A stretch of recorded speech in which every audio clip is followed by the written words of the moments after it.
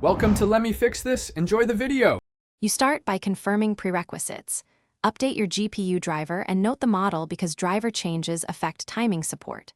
Once done, install the correct tool, NVIDIA Control Panel, AMD Radeon settings, or Crew so you can create modes.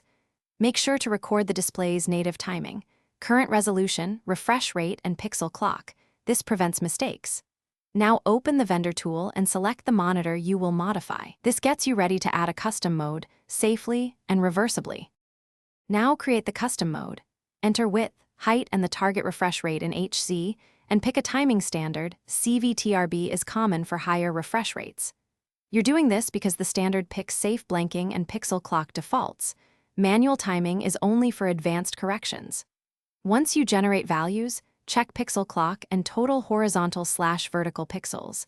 If values exceed panel or cable limits, the mode won't work. Save the mode, then apply it temporarily to test without committing permanently. Finally, apply and test the new resolution.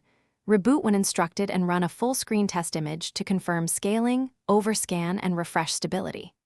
If the screen goes black, wait 15 to 30 seconds. Many GPUs auto-revert. Otherwise, use safe mode or the vendor's restore option to revert changes.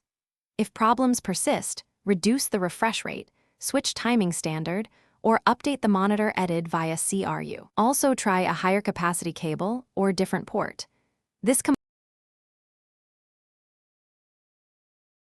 Thanks for watching. If you found this helpful, don't forget to like and subscribe.